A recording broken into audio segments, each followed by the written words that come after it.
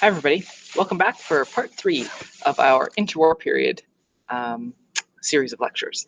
Today's going to be this one's the shortest of the 3. It's only a handful of slides today. And at the end, there's a short video clip for you to watch. The link is in Google Classroom, and it's titled Economic Depression and Dictators, Crash Course World History. So let's get started.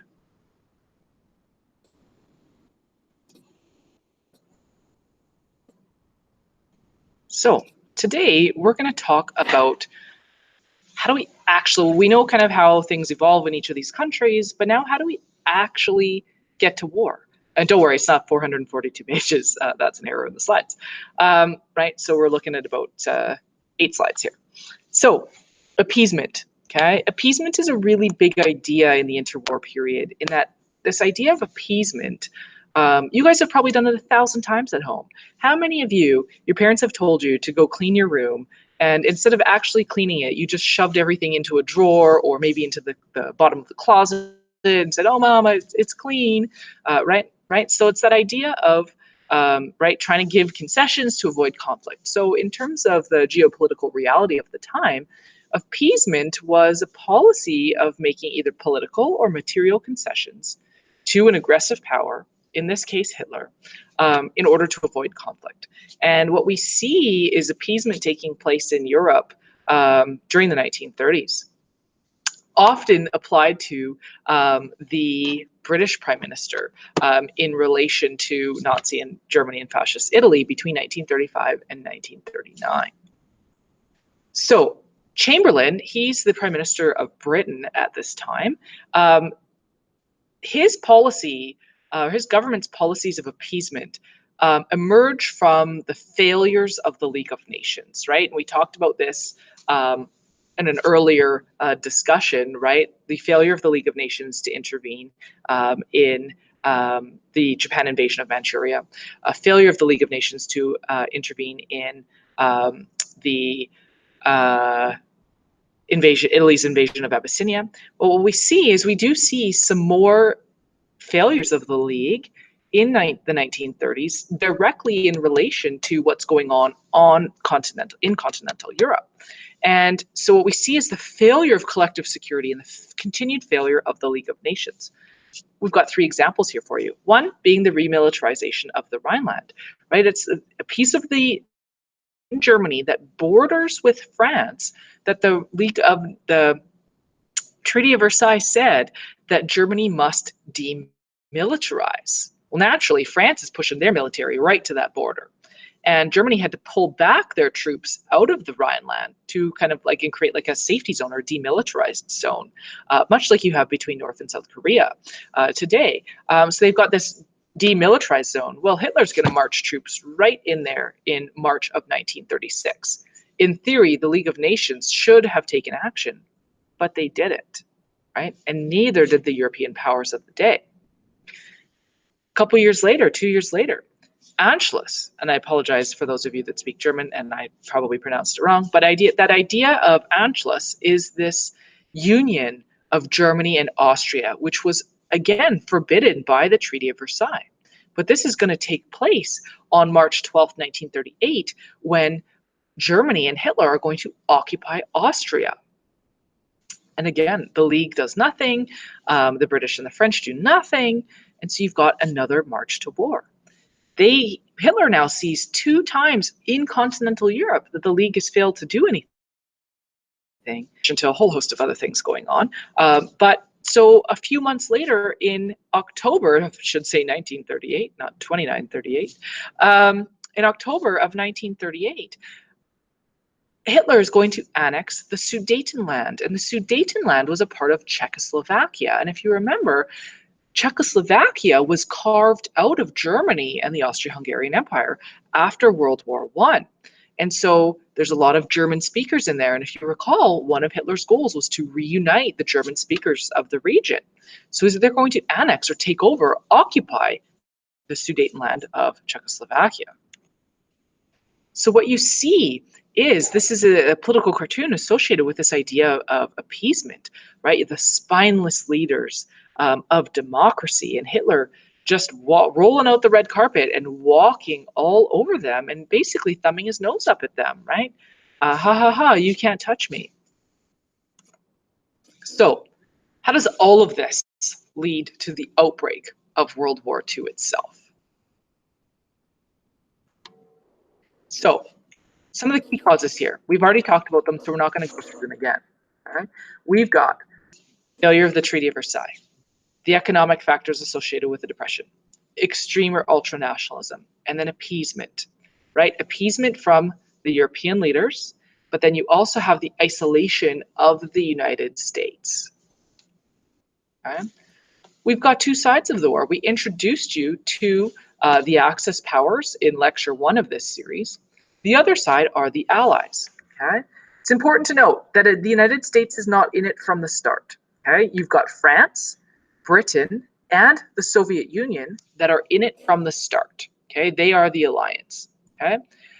The United States will not join. The war starts in September of 1939. The United States will not join until the bombing of Pearl Harbor in December of 1941. And you might say, well, Ms. Delano, the Soviet Union is a communist dictatorship. Why are they allied with the democratic nations and not with the other dictators? Well, it's complicated, but in the eyes of, right, these guys also fear communism just as much as anybody else. And these guys kind of have the simplistic belief that, well, keep your enemies close, your friends close, and your enemies even closer.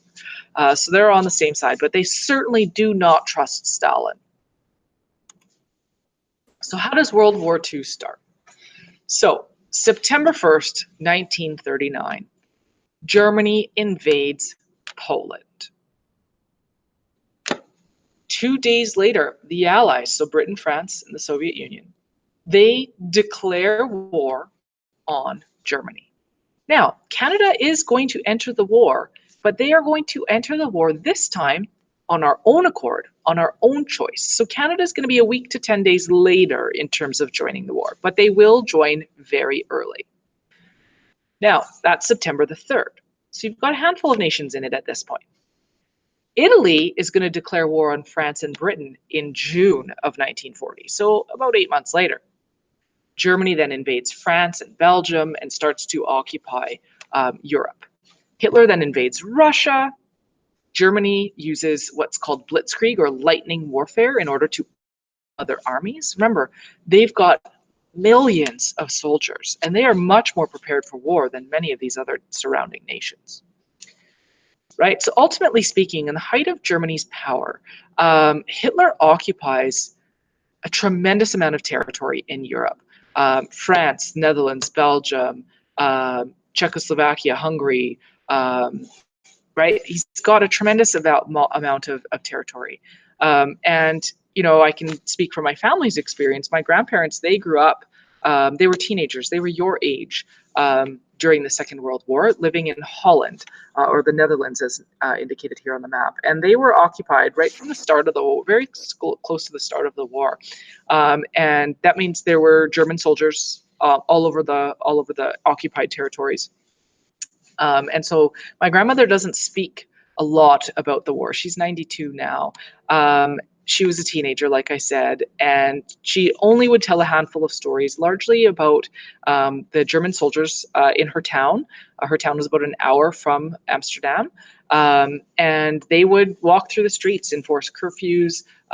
They would search for young able-bodied men to help with whatever projects they had on the go. And my grandmother, one of the few stories that I recall is her telling the story of how they had cut a hole in their floor, and that's where they would hide her older brother. Now, they were Dutch, they weren't Jewish, but they would hide her older brother under the floor when they knew the Nazis were doing their kind of checks for young able-bodied men to put to work. It's one of the few stories she tells, other than Liberation Day, when she very vividly recalls Canadian soldiers marching into her town to liberate them from German occupation. So, Germany's expansion at its peak of the power. Okay, so right here, this is the axis itself, right? So you've got the Allied nations, right? So they're not in green because they're not occupied per se, in that they are on that side of the war. But anything in green are either Axis satellites and areas that they brought under their control. So you can see how much territory they controlled. Now, they did not make it into Spain or Morocco. They almost made it into the UK, but they didn't quite make it that far. They didn't get into Sweden, and they got into the Soviet Union, but not super deep. But you can see the vast territory that they controlled or occupied at the peak of its power. So, a couple of kind of quick facts about the war itself. Okay, in terms of human cost, World War II is catastrophic, like all wars, but extremely catastrophic. 50 million people died in World War II. Canada's current population is what, about 36 million?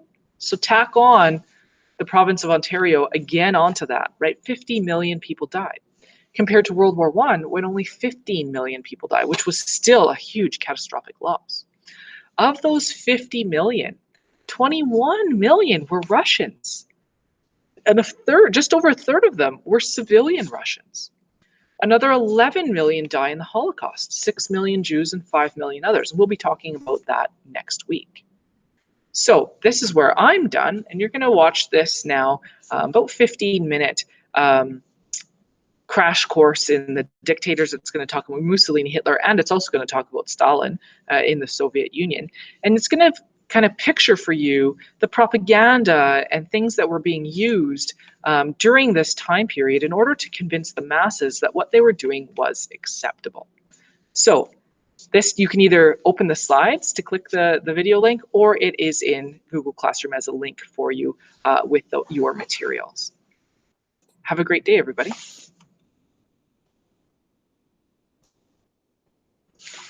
If you've got questions, make sure you shoot your teacher an email or join into one of their live Google Meets this week.